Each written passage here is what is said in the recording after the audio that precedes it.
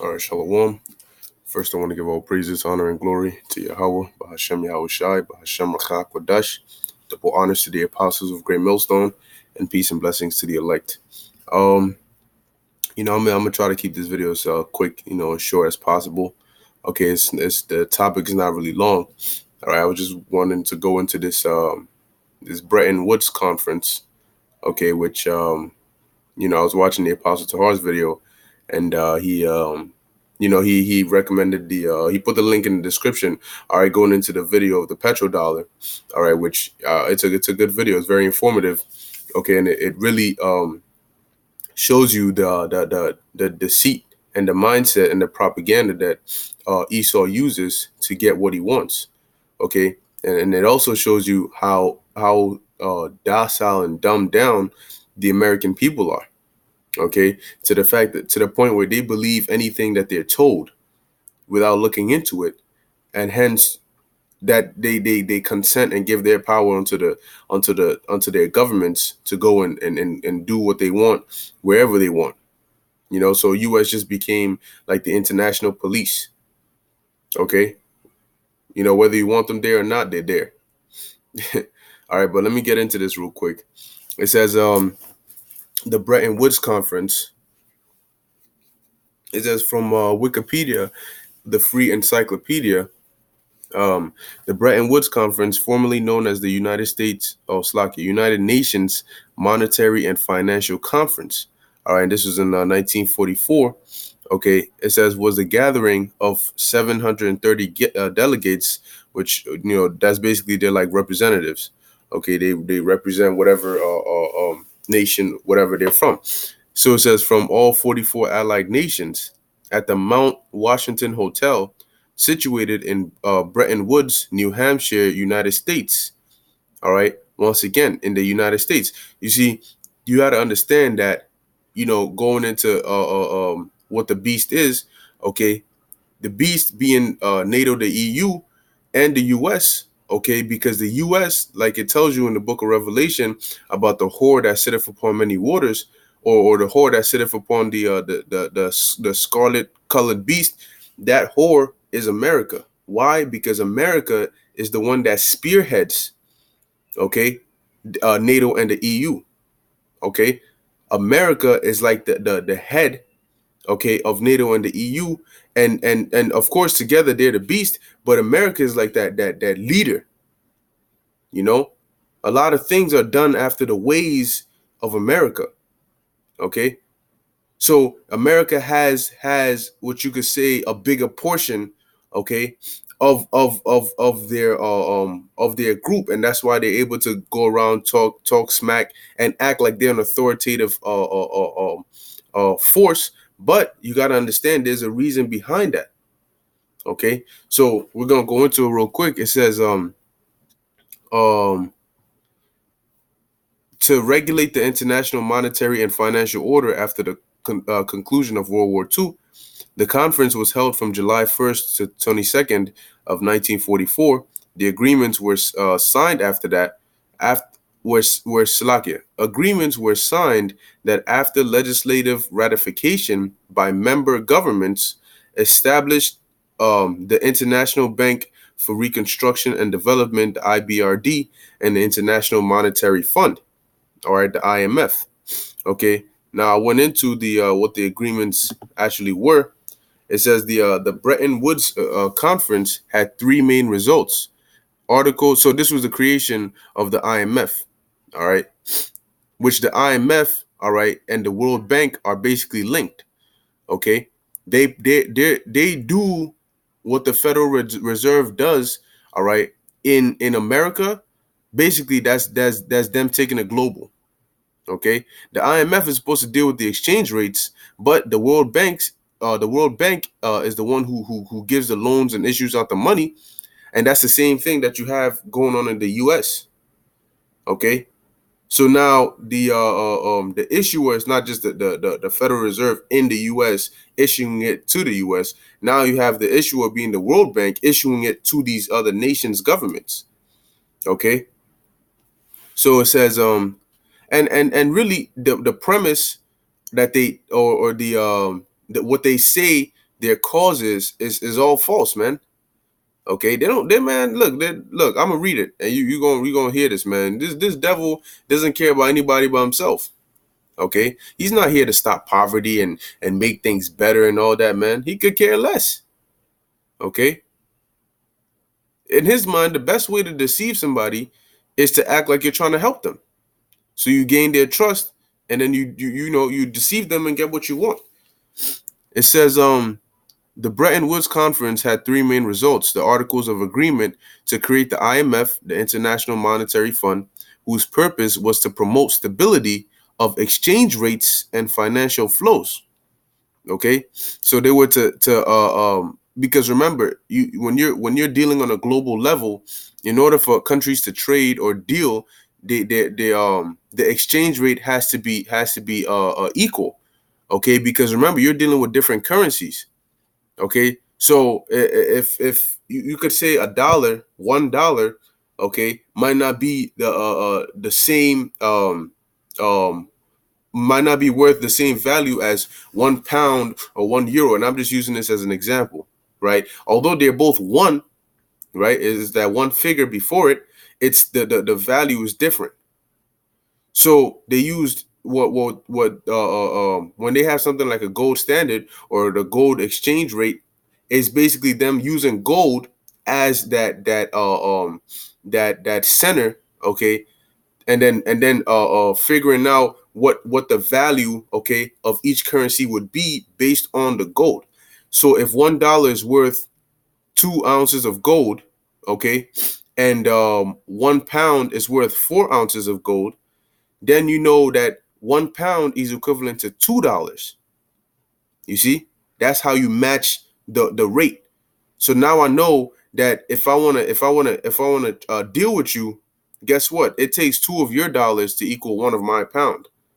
Okay, because one of my pound can buy 4 ounces of gold, whereas it takes you two of your dollars to buy that same 4 ounces of gold. Meaning my 1 pound is worth your $2. Okay, so that way when we deal, we know what the value is. I'm not getting cheated, and you're not getting cheated.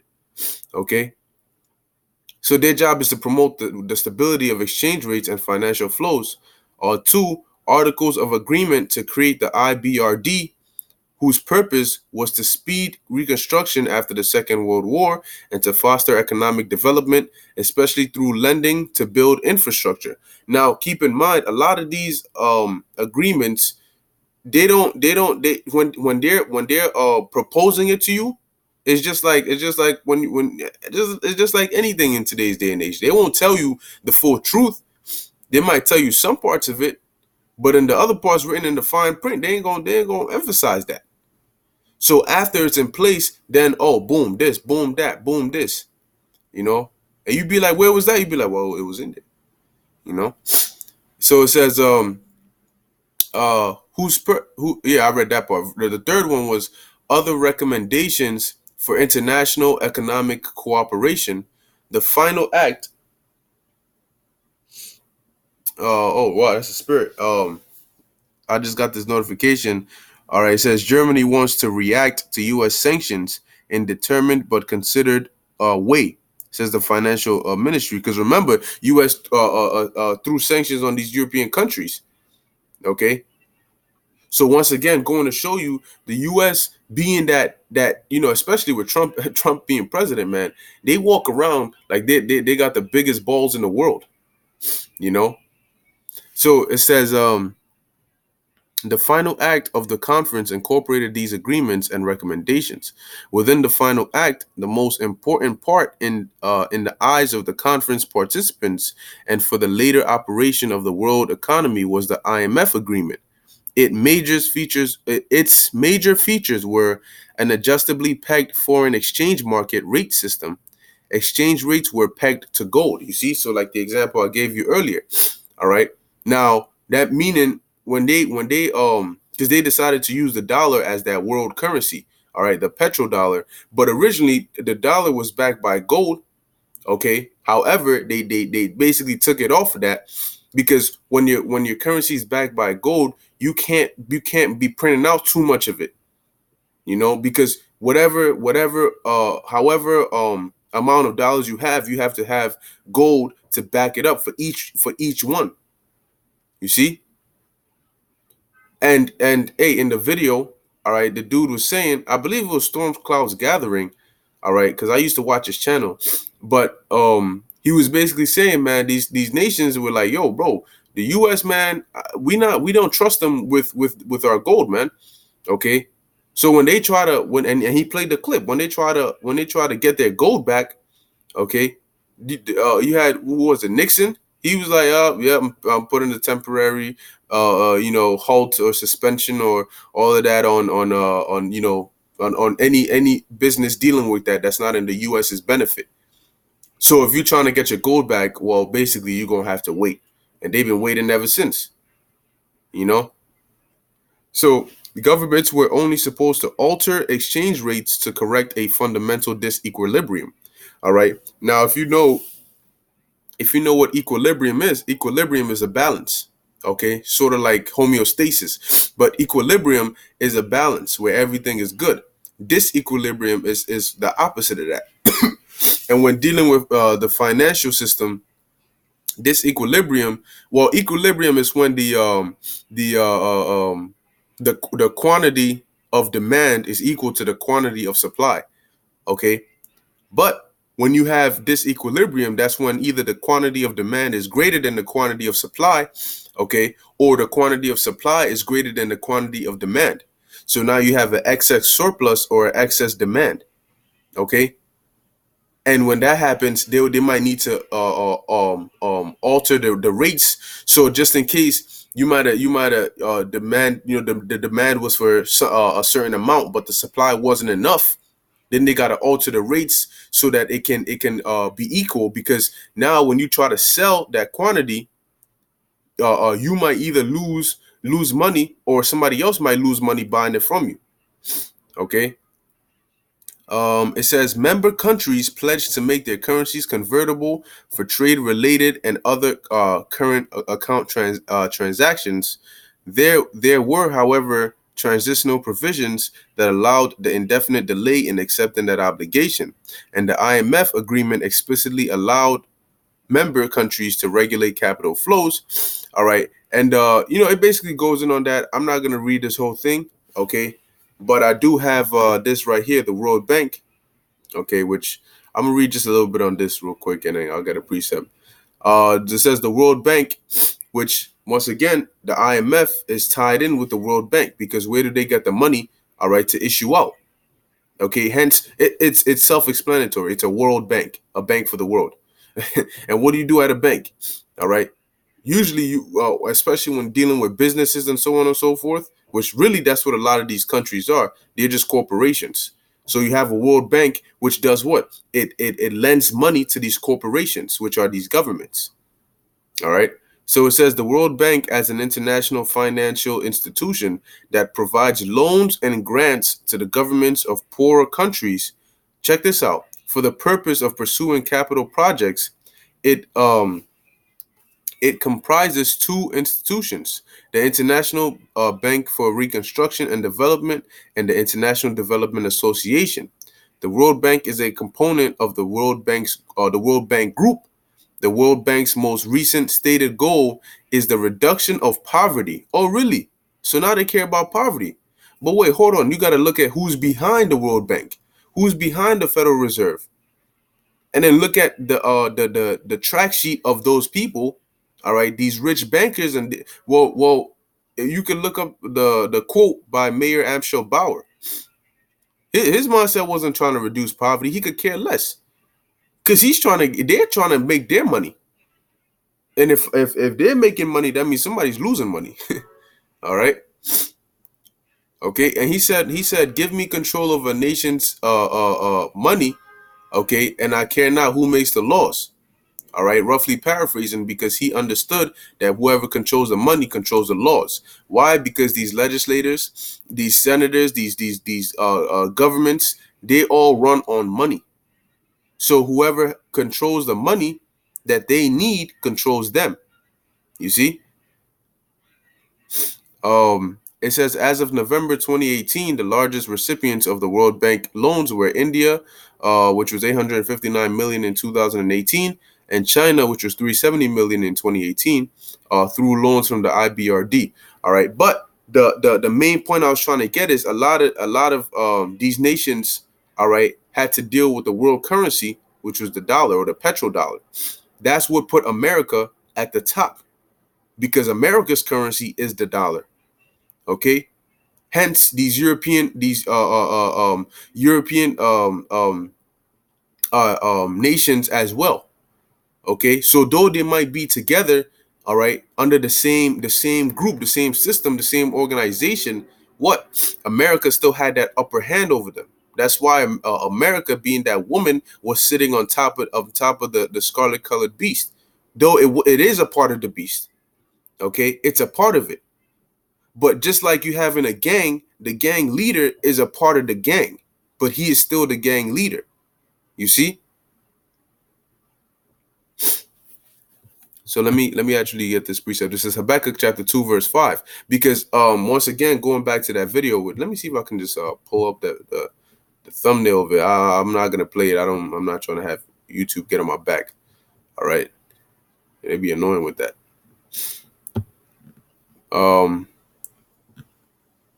Let me see. Oh, yep, it was this one. What is the petrodollar? By the Daily Politic. All right, but basically he goes into telling you how if not all these OPEC countries had to deal in the dollar, all right, when selling their oil. Okay, because the US would go in there and tell them, yo, listen, man, we'll give you some military protection, and you deal in dollars, you know. And OPEC stands for the what was it? The Organization of Petroleum Exporting Countries. OPEC acronym. Yeah, the Organization of Petroleum Exporting Countries. That's right, which is petroleum is oil. Okay, so they having to deal in that when they started dealing, and that's why you have Iran moving away from the dollar. You have these other nations moving away from the dollar, which tells you originally what were they dealing in? They were dealing in the dollar. And what did that do? That gave US that power, not just economically, but remember, if a country has money, what can they do with that money? They can invest it into their military, right? So now they can expand their military force, and then they'll be growing economically as well, because the more countries use your currency, the higher the value of it is. Okay, and the higher the value of it is, the higher the value of that country is. So America, for a while, hey, that's why the scripture says Babylon has been that golden cup. Okay, it was flourishing, it was at the top, a world superpower, you could say. All right. So it says, yea, also because he transgresseth by wine, he is a proud man, neither keepeth at home, who enlargeth his desire as hell. So why is the US in the Middle East? Why is the US damn near all over the world, man? They don't stay in this in at home, because their desire, like it says, who enlargeth his desire as hell, and is as death, and cannot be satisfied. Okay. And they had a list of 7 countries that they were gonna basically invade and take over. I believe Libya was on there, Syria was on there. Was it Ethiopia? Iran was on there, and Iraq, and other countries. But you can definitely double check that. Okay. But the US, what? They're always trying to get up in there. That's why you see them in these other nations, countries. And then oftentimes they're going into sovereign countries, man, when they have no business there. But what? He keepeth not at home, man. And he enlarges his desire himself. So why does he go into these countries? Because they have resources that he wants. So he comes up with some BS claim, because what happens when a country now wants to stop selling, all right, their resources in the dollar? Because the reason it's called petrodollar is because, remember, a lot of these nations that were rich in oil were selling it in dollars, and nations that needed the oil had to buy it in dollars. So now you had to deal with the dollar. Okay, so when these nations stop or try to stop selling it in dollars, then the U.S. is like, whoa, whoa, whoa, my man, you can't do that. That's an attack. But what are the U.S. going to come out and say? Oh, they're developing weapons of mass destruction. We got to get up in there. We got to stop them. Oh, they're hurting their citizens. We have to arm those rebels so they can fight back. They're freedom fighters. Oh, they're doing this, this, and that. So we have to. Now, you ever wondered why it was always the U.S. that had to jump into that country to defend the country's people, even if the people said they didn't want the U.S. over there? Why? Because the US is the one that had more to lose because it was in dollars, which is the US's currency. It wasn't China, it wasn't Russia, it wasn't India that was jumping into all these different countries, all right, trying to get up in there. Yo, what's up? Yo, we here to help you. The nations are like, nah, bro, we good, we got it over here. Nah, nah, nah, nah, nah, nah, nah. What you mean you good? I'm here to help you. They're not here to help you. They're here because they're being affected by by what you're planning to do in here. So what did they do? They try to take out that the leader of the government and set up a puppet leader. That's how they work, man. That's how they roam. That's why it says he enlargeth his desire as hell, and is as death, and cannot be satisfied, but gathereth unto him all nations, and heapeth unto him all people. And then and even an example of that is when you look in America, what do you see here, man? It's a melting pot. Okay, everybody's in here, man. So you can't even call somebody really an American, because what is an American? All right, you can't say an American is a black guy or a white guy or a Chinese guy. They're all different people. So what is an American? Is it wearing Timbs and wife beaters and sagging in pants? Is that what's American? Is it listening to rap music? Is that what makes you American? Okay, is it what is it? Because it's damn near the whole world is up in America, man. But they have something called cultural diffusion. Okay, but hey, man, that's basically what it is. I know I've been a little all over the place, but just hey, it's good to look up things like this, because these treaties and these conferences and these meetings are really what they use to push certain legislations and push certain vibrations on the earth. All right, and oftentimes, next thing you know, there's this big organization or this big group or this big bank or this, and you're like, damn, where the hell did that come from? Well, guess what? They had meetings. All right, they came up with these different systems and legislations and laws and rules, and then they pushed it out there. So these are things you got to know, man. But yeah, I think I've said enough. All right, Lord willing, this was edifying to the elect. Hey, yeah, bros, definitely watch this video, man. It's on point. Okay, it gives you some good information in there, man. But with that, I want to give all praises to Yahweh Ba'ashem Yahushai and Shalom.